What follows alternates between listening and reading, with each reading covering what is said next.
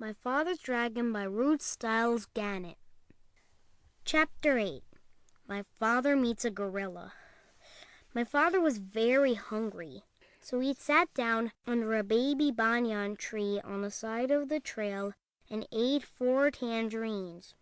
He wanted to eat 8 or 10, but he had only 13 left, and it might be a long time before he could go get more. He packed away all the peels and was about to get up when he heard the familiar voices of the boars.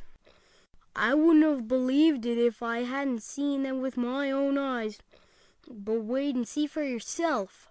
All the tigers sitting around chewing gum to beat the band. Old Rhinoceros is so busy brushing his tusk that he doesn't even look around to see who's going by. And they're all so busy they won't even talk to me. Horse feathers, said the other boar, now very close to my father. They'll talk to me. I'm going to get to the bottom of this if it's the last thing I do. The voices passed my father and went around a curve, and he hurried on because he knew how much more upset the boars would be when they saw the lion's mane tied up in hair ribbons. Before long, my father came to a crossroads, and he stopped to read the signs.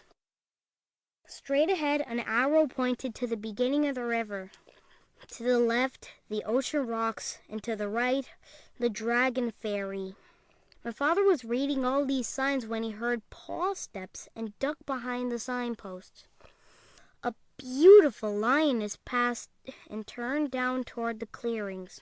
Although she could have seen my father if she had bothered to glance at the post, she was much too occupied looking dignified to see anything but the tip of her own nose. It was the lion's mother, of course, and that, thought my father, must mean that the dragon was on this side of the river. He hurried on, but it was farther away than he had judged. He finally came to the river bank in the late afternoon and looked all around, but there was no dragon anywhere in sight. He must have gone back to the other side. My father sat down under the palm tree and was trying to have a good idea when something big and black and hairy jumped out of the tree and landed with a loud crash at his feet. "Well," said a huge voice. "Well, what?" said my father, for which he was very sorry when he looked up and discovered he was talking to an enormous and very fierce gorilla.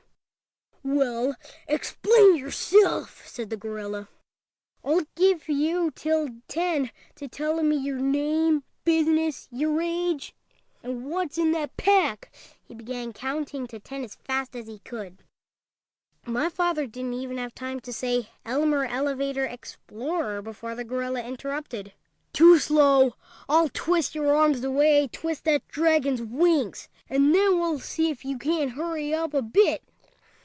He grabbed my father's arms, one in each fist, and was just about to twist them when he suddenly let go and began scratching his chest with both hands.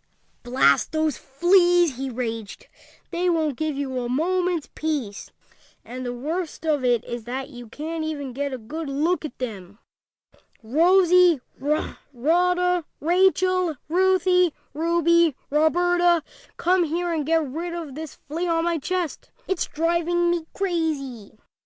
6 little monkeys tumbled out of the palm tree, dashed to the gorilla, and began combing the hair on his chest. "Well," said the gorilla, "it's still there." We're looking," said the 6 little monkeys, "but they're awfully hard to see, you know." "Oh, I know," said the gorilla, "but hurry, I've got work to do." He winked at my father. "Oh, gorilla," said my father, "in my knapsack I have 6 magnifying glasses. They'd be just the thing for hunting fleas." My father unpacked them and gave 1 to Rosie, 1 to Rhoda, 1 to Rachel, 1 to Ruthie, 1 to Ruby, and 1 to Roberta. "Why, they're miraculous," said the 6 little monkeys. "It's easy to see the fleas now, only there are hundreds of them." And they went on hunting frantically.